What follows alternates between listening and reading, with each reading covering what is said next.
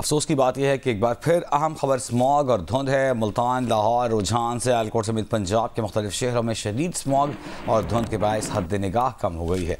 Traffic की रवानी शदीद मुतासर हो रही है। मोटरवे M2 लाहौर से भीरा तक, मोटरवे M3 लाहौर से दुरखाना तक, M4 मुल्तान से पिंडी भटियां, जबकि मोटरवे M5 को मुल्तान से सखर तक बंद कर दिया गया है। धुंध और स्मॉग के बायस लाहौर से सियालकोट मोटरवे भी बंद कर दी गई है। स्मॉग का दायरा पंजाब से निकलकर खैबर पख्तूनख्वा तक फैल गया है।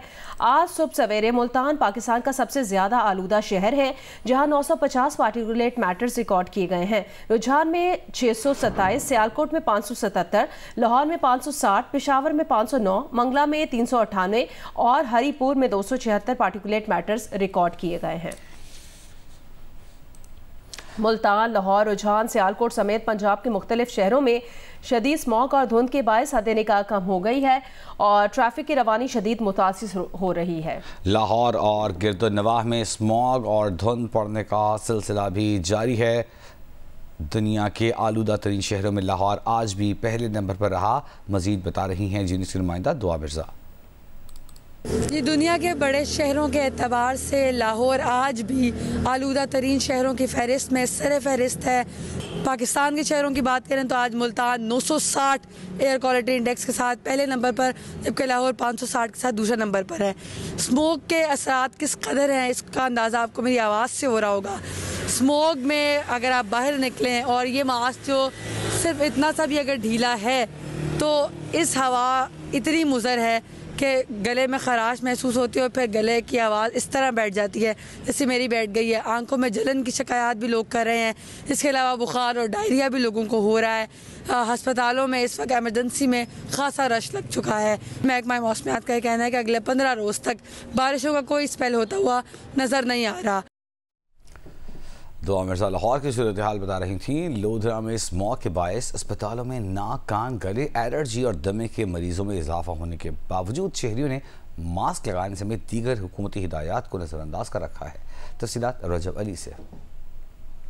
बिल्कुल पंजाब के दीगर शहरों की तरह गुज़श्ता कई रोज से लोधरा में भी शदीद स्मोक का सिलसिला जारी है, जिसकी वजह से फिजाई आलूदगी का मेयार आए रोज गिरता चला जा रहा है और शहरियों को शदीद परेशानी का सामना करना पड़ रहा है। ट्रैफिक की रवानी जो है वो तातल का शिकार हो जाती है। शदीद स्मोक की वजह से अस्पतालों में नाक, कान, गले, एलर्जी और दमे के मरीजों में भी इजाफा हो गया है। तिबी माहिरीन ने शहरियों को हिदायत की है कि वो गैर ज़रूरी तौर पर घर से बाहर ना निकलें और अगर घर से बाहर निकलना ज़रूरी हो तो मास्क और चश्मे का इस्तेमाल करें, गर्म मशरूबात का इस्तेमाल बढ़ा दें। दूसरी तरफ शहरियों ने मास्क लगाने और दीगर हुकूमती हिदायत को यकसर नज़रअंदाज कर दिया है और बगैर मास्क लगाए अपनी जो मसरूफियात हैं वो जारी रखे हुए हैं। जी, पेशावर को भी स्मॉग ने अपनी लपेट में ले लिया है, जिसकी वजह से मोटरवे M1 और M2 को तमाम किस्म के ट्रैफिक के लिए बंद कर दिया गया है। तफसील बताएंगी अरूबा इब्राहिम। जी, मुल्क के बेशतर हिस्सों की तरह पेशावर को भी स्मॉग ने अपनी लपेट में ले लिया है। ऐसा लगता है कि मौसम सरमा की आमद से पहले ही हर तरफ धुंध छाई हुई है। इदारा तहफ़्फ़ुज़ माहौलियात के मुताबिक पेशावर में आज एयर क्वालिटी इंडेक्स 649 रिकॉर्ड की गई है, जबकि फिजा में आलूदगी 400 पार्टिकुलेट मीटर रिकॉर्ड की गई है, जो कि इंतहाई मुज़र सेहत है और जिसके बायस मुख्तलिफ किस्म की बीमारियां जन्म ले रही हैं। शहरियों को सांस लेने में भी दुश्वारी हो रही है। दूसरी जानिब मोटरवे पुलिस के मुताबिक गुज़िश्ता रात से शदीद स्मोक के बायस मोटरवे M1 को पेशावर से रशकई तक, जबकि M2 को बेरा से कोट मोमिन तक हर किस्म के ट्रैफिक के लिए बंद कर दी गई है। शदीद स्मोक के बायस माहिरीन का कहना है कि शहरी एहतियात करें और जब घरों से निकले तो मास्क पहन कर निकले। जी, खैबर पख्तूनख्वा के प्राइमरी स्कूलों में तालीमी सिलसिला 4 रोज़ तक मुअत्तल रहने के बाद आज बहाल हो गया है। असातिज़ा ने पढ़ाना शुरू कर दिया है। मज़ीद बता रही हैं यूनिस की नुमाइंदा माहम कुरैशी। खैबर पख्तूनख्वा के प्राइमरी स्कूलों में तालीमी सिलसिला बहाल हो गया है। पेशावर में भी प्राइमरी स्कूल्स खुल गए हैं और उस्ताज़ा ने एहतजाज ख़त्म करने के बाद दोबारा से पढ़ाना शुरू कर दिया। इस वक्त मैं एक प्राइमरी स्कूल में मौजूद हूँ और यहाँ पर बच्चे आ रहे हैं जिनको 2 दिन पहले जो है वापस भिजवाया जा रहा था, जिसकी वजह से वालिदैन भी काफ़ी परेशान थे। मगर आज तालीमी सिलसिला दोबारा बहाल होने से बच्चे और वालिदैन दोनों काफ़ी खुश दिखाई दे रहे हैं। पेशावर टीचर एसोसिएशन की कॉल पर सूबे के 25,000 से ज़्यादा प्राइमरी स्कूल्स में 4 रोज़ तक तालीमी सिलसिला मुअत्तल रहा। इसी दौरान हुकूमत और उस्ताज़ा के दरमियान बातचीत हुई। ऑल प्राइमरी टीचर्स एसोसिएशन के मुताबिक सूबाई हुकूमत ने उनके तमाम मुतालबात मान लिए हैं, जबकि अपग्रेडेशन के मुतालबे पर 1 माह का वक्त मांगा है। जबकि दूसरी जानिब महकमे तालीम के मुताबिक उस्ताज़ा के मुतालबात मानने पर हुकूमती खजाने पर सालाना 3 अरब रुपए से ज़्यादा का बोझ पड़ेगा। जी। अरब इस्लामी सरबराही इजलास आज सऊदी दारुल हुकूमत रियाद में होगा। वज़ीर आज़म शहबाज शरीफ पाकिस्तान की नुमाइंदगी करेंगे। कॉन्फ्रेंस में फ़लस्तीन और लबनान समेत खित्ते की सूरत हाल का जायजा लिया जाएगा। इस्लामी ममालिक के रहनुमा मशरिक़ वस्ता की सूरत हाल पर तजावीज़ पेश करेंगे। समिट साइडलाइंस पर वज़ीर आज़म की आलिमी रहनुमाओं से मुलाकातें भी होंगी। कॉन्फ्रेंस में शिरकत के लिए शहबाज शरीफ गुज़िश्ता रात रियाद पहुँचे थे। रॉयल एयरपोर्ट टर्मिनल पर रियाद के डिप्टी गवर्नर शहजादा मोहम्मद बिन अब्दुर्रहमान बिन अब्दुल अजीज़, सऊदी अरब में तैनात पाकिस्तान के सफ़ीर और दीगर सवारती अमले ने वज़ीर आज़म का इस्तक़बाल किया।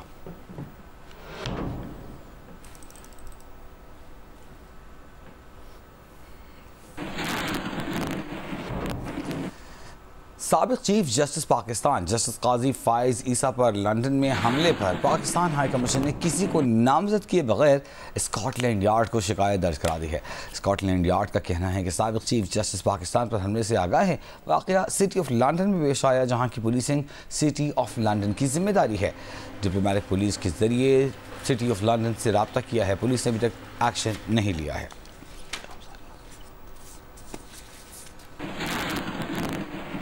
पाकिस्तान ने 22 साल बाद ऑस्ट्रेलिया को ऑस्ट्रेलिया में वनडे सीरीज में शिकस्त दे दी। 3 मैचेस की सीरीज 2-1 से अपने नाम कर ली। तीसरे और फैसला कुन मैच में पाकिस्तान ने मेजबान ऑस्ट्रेलिया को 8 विकेटों से बासानी हरा दिया। ऑस्ट्रेलिया के 141 रन का था। पाकिस्तान ने 27वें ओवर में सिर्फ 2 विकेट पर हासिल कर लिया। साइम अयूब ने 42, अब्दुल्ला शफीक ने 37 रन बनाए। कप्तान रिजवान 30, बाबर आजम ने नाकाबिल शिकस्त 28 रन स्कोर किए, जबकि हारिस रऊफ 10 विकेट लेकर मैच समेत सीरीज के बेहतरीन खिलाड़ी करार पाए। पर्थ में खेले गए तीसरे वनडे मैच में पाकिस्तानी फास्ट बॉलर्स ऑस्ट्रेलियाई बैटर्स पर शुरू से ही छाए रहे। 79 रन पर आधी टीम पवेलियन भेज दी। कूपर कॉर्नोली को गेंद हाथ पर लगी, वो रिटायर्ड हट हुए। एडम जम्पा ने शॉन एबट के साथ 30 रन की शिराकत लगाई, मगर 13 रन पर नसीम शाह का शिकार बने। आखिरी 2 विकेटें शाहीन आफरीदी ने हासिल। ऑस्ट्रेलिया की टीम 32वें ओवर में 140 रन पर ढेर हुई। नसीम शाह और शाहीन आफरीदी ने 3-3, जबकि हारिस ने 2 और हसनैन ने 1 विकेट हासिल की। जवाब में पाकिस्तानी ओपनर साइम अयूब और अब्दुल्ला शफीक ने 84 रन की शिराकत कायम की।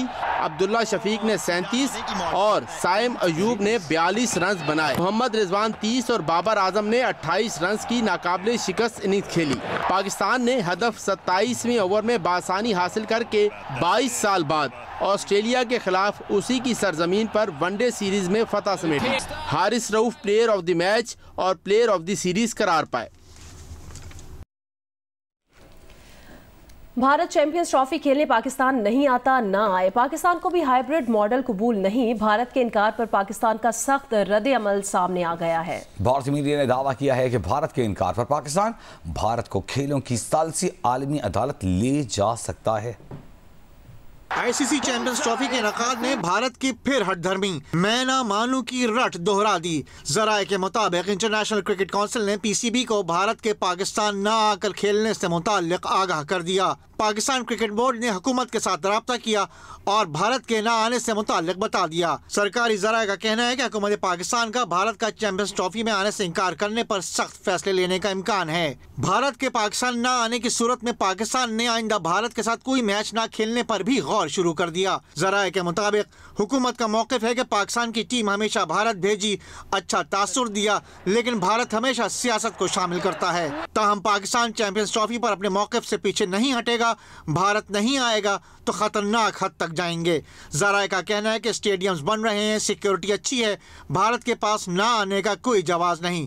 अगर भारत नहीं आएगा तो रेवेन्यू का नुकसान पाकिस्तान को होगा, लेकिन जब पाकिस्तान भारत से मैच नहीं खेलेगा तब नुकसान भारत का भी होगा। पाकिस्तान चैंपियंस ट्रॉफी के हवाले से किसी मॉडल को कबूल नहीं करेगा। भारतीय मीडिया के मुताबिक भारत के पाकिस्तान आने से इंकार पर पाकिस्तान भारत को खेलों के लिए सालिसी की अदालत ले जा सकता है। सियासी तनाव की वजह से दोनों टीमों ने एक दिहाई से ज्यादा अरसे में एक भी दो तरफा सीरीज नहीं खेली। तब पाकिस्तान 2023 वर्ल्ड कप और T20 वर्ल्ड कप खेलने भारत का सफर कर चुका है। भारतीय मीडिया ने दावा किया कि BCCI ने PCB को एक हाइब्रिड सीरीज की तजवीज दी है जिसमें भारत अपने मैच दुबई में खेल सकता है। ताहम चेयरमैन PCB मोहसिन नकवी ने ऐसी किसी भी तजवीज की तरदीद करते हुए कहा कि मुकाबले का कोई भी मैच पाकिस्तान से बाहर नहीं होगा। ज़राए के मुताबिक पाकिस्तान ने दीगर खेलों में भी हर फोरम पर भारत को चैलेंज करने का फैसला किया है। ओलंपिक्स 2036 की मेजबानी की भारतीय पेशकश की भी मुखालिफत की जाएगी और इंटरनेशनल ओलंपिक कमेटी को भी खत लिखा जाएगा। पाकिस्तान के साबिक कप्तान राशिद लतीफ़ का कहना है एशिया कप में हाइब्रिड मॉडल चल सकता है, वहां बेवकूफ़ बनाया जा सकता है। ICC के इवेंट में ये नहीं हो सकता। अगर एक मुल्क चाह रहा है पाकिस्तान नहीं जाना तो ऐसा नहीं चलेगा।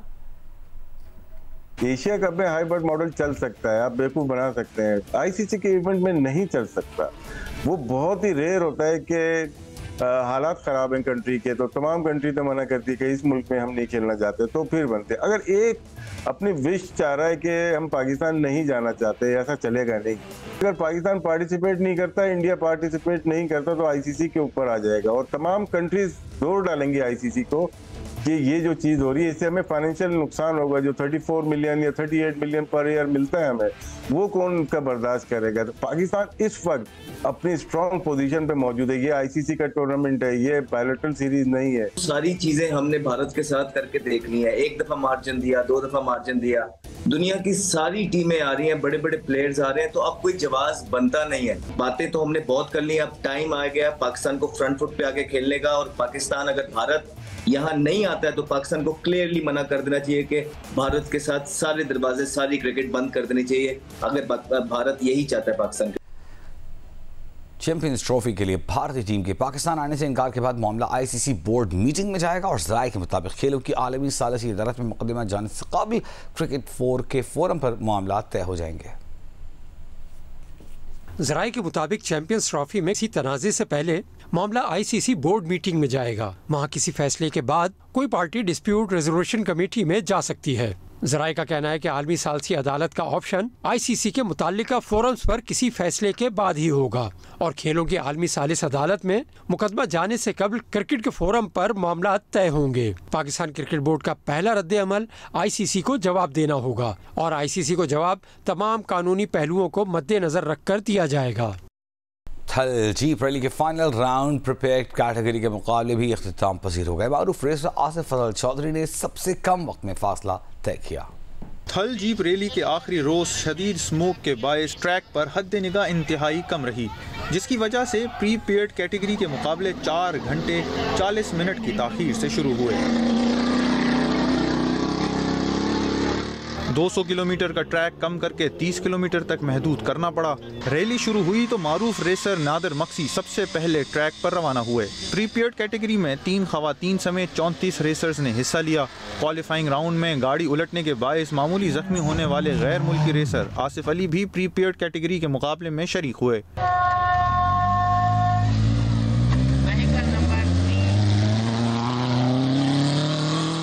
प्रीपेड कैटेगरी के नताइज के मुताबिक आसिफ फजल चौधरी ने सबसे कम 18 मिनट 3 सेकंड में 30 किलोमीटर का फासला तय करके पहली पोजीशन हासिल की। फैसल शादी खेल 18 मिनट 12 सेकंड्स में फासला तय करते हुए दूसरे नंबर पर रहे। मारूफ ड्राइवर साहिबजादा सुल्तान 18 मिनट 16 सेकंड्स में फासला तय करके तीसरे नंबर पर आए। प्रीपेड कैटेगरी के बाद डेजर्ट बाइक रेस भी मुनक्किद हुई। सिंध प्रीमियर लीग जूनियर के लिए सक्कर में होने वाले ट्रायल्स में नौजवानों खिलाड़ियों ने बैटिंग और बॉलिंग का मुजाहिरा किया। रिपोर्ट कर रहे हैं यासिर फारूकी। 30 नवंबर से 13 दिसंबर तक कराची में मुनक्किद होने वाली सिंध प्रीमियर लीग जूनियर के लिए टेस्ट क्रिकेटर हसन रजा ने सिलेक्शन टीम के हमरा PCB ग्राउंड में सक्कर रीजन के जूनियर खिलाड़ियों के ट्रायल लिए।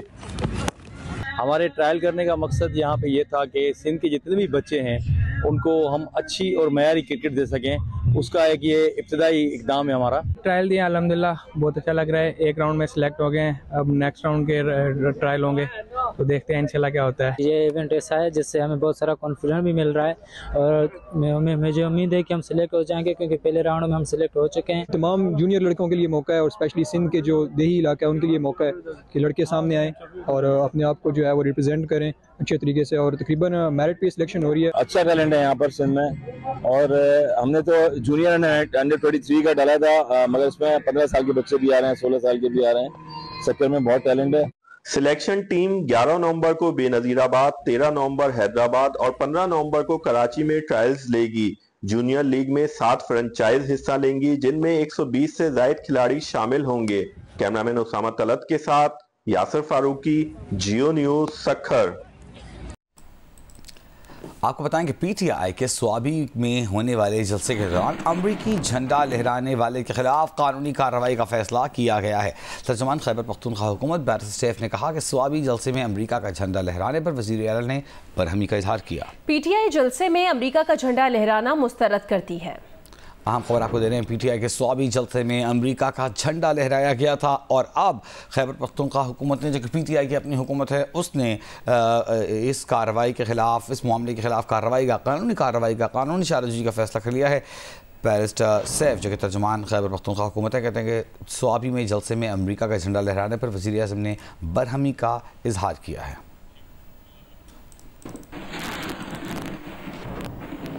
नोबेल इनाम याफ्ता मलाला यूसुफजई ने कहा कि गजा में मैसूर आबादी पर कितनी बमबारी हो रही है, आप अंदाज़ा नहीं लगा सकते।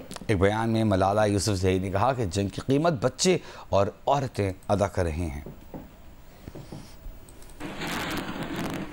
8वें अदब फेस्टिवल में नामवर मुसन्निफीन दानिशरों ने शिरकत की। वलीद अहमद की रिपोर्ट देखिए।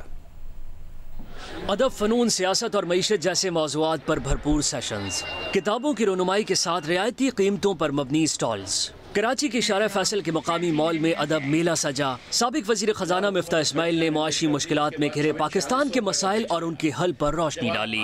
हम $600 मिलियन का नुकसान कर रहे थे और $3.5 बिलियन का तेल इंपोर्ट कर रहे थे, और तेल एंड एनर्जी चीजें इंपोर्ट कर रहे थे, और हमको IMF से सिर्फ $1 बिलियन चाहिए। तो जब मैं IMF के पास जाता था, बोलता था पागल हो तुम लोग क्या, how can you subsidise $600 million on fuel.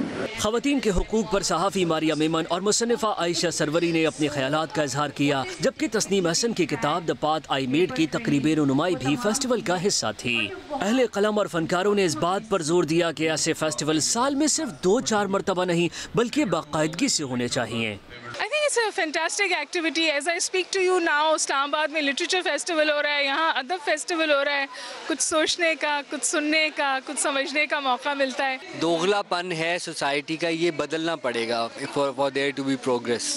I think ज़्यादा से ज़्यादा लोगों को उर्दू में लिखना चाहिए और वो वाली बातें लिखनी चाहिए जो शायद समझते हैं कि नहीं लिखी जाए। कराची के मुनफरद जायकों पर भी खुसूसी नशस्त मुनक्किद की गई और IT फ्रॉड से तहफ़्फ़ुज़ के उन्वान से एक मालूमाती सेशन का एहतमाम भी किया गया। मशहूर मिज़ाह निगार अनवर मकसूद ने तंज़ो मिज़ाह के अंदाज में माशरती और सियासी मसाइल पर रोशनी डाली। 10 अप्रैल को अदबी कॉन्फ्रेंस में जा रहे हो, जानी पाकिस्तान में अदबी कॉन्फ्रेंस की हद तक रह गया है। कॉन्फ्रेंस शुरू होती है, अदब शुरू हो जाता है, कॉन्फ्रेंस ख़त्म होती है, अदब ख़त्म हो जाता है। फेस्टिवल के अख्ताम पर गुलकार अरीब अजहर ने अपने सूफियाना कलाम से हाजरीन को महसूस किया। कैमरामैन शेर जमीर, अशरफ सिद्दीकी, नासिर अली और साथी रिपोर्टर जमार जोकियों के साथ वलीद अहमद, जियो न्यूज़, कराची। वफाकी दारुल हुकूमत में 10वां इस्लामाबाद लिटरेचर फेस्टिवल इख्तिताम पजीर हो गया। 3 रोज़ा फेस्टिवल में 100 से ज़ायद मारूफ अदबी, सियासी और फ़नून लतीफ़ा की शख्सियात ने बतौर मुकर्रर और पैनलिस्ट शिरकत की। तफसील बताएंगे हैदर शेराजी। इस्लामाबाद में 3 रोज़ा अदबी मेला इख्तिताम पजीर हो गया। इख्तितामी सेशन के बाद सूफी नाइट का एहतमाम किया गया था, जहां नामवर गुलकार और कव्वाल अकबर अली खान ने अपनी खूबसूरत आवाज और मुनफरिद अंदाज से हाज़रीन महफिल से खूब दाद समेटी। अदबी मेले के इख्तितामी रोज सीनियर सहाफ़ी हामिद मीर ने पाकिस्तान की सियासी सूरत हाल और सहाफत पर गुफ्तगू की। सीनियर सियासतदान हामिद खान और फरतुल्लाह बाबर में आईनी तरमीम के कानूनी पहलुओं पर बहस भी हुई। मुझे एक अपॉर्चुनिटी मिली, बहुत बड़ी अपॉर्चुनिटी थी कि आप बाहर चले जाएं और बाहर जाके एक बहुत बड़ा टीवी चैनल है उधर जाके शो करें। तो मैंने सोचा कि अगर मैं चला गया तो ये यही चाहते हैं कि मैं चला जाऊं, बाद में कहेंगे देखा ना गैर मुल्की एजेंट था चला गया। नंबर चाहिए थे कम से कम 64 सेनेट में और 224 जो थे वो इसमें नेशनल असेंबली में, वो पूरे नहीं थे, तो इसलिए इन्हें अर्जेंट करना पड़ा। ये जो पीछे बातचीत जिनकी चल रही थी, क्योंकि दो मेजर पार्टीज तो इकट्ठी थी, पीपल्स पार्टी और PMLN, और कुछ उनके इत्तेहादी MQ वगैरह, लेकिन उनके सारे नंबर मिला के भी ये पूरे 224 या 64 नहीं हो रहे थे। आपने बताया कि रात की तारीकी में किसी को इल्म नहीं था और लोगों को इकट्ठा किया गया वगैरह वगैरह, उस पर बात हो गई है और उस पर तनकीद हो सकती है कि बगैर किसी बहस मुबाहिसे के होनी चाहिए था बहस मुबाहिसा। वफाकी दारुल हुकूमत में 3 रोजा अदबी मेले में शहरियों की बड़ी तादाद शरीक हुई। शहरियों का कहना था कि ऐसी तकरीबात होनी चाहिए जहां सियासत, माशरत, अदब और तफरीही सरगर्मियां साथ साथ हों। कैमरा टीम तलत फारूक और शिराज गर्देजी के साथ हैदर शराजी, जियो न्यूज, इस्लामाबाद।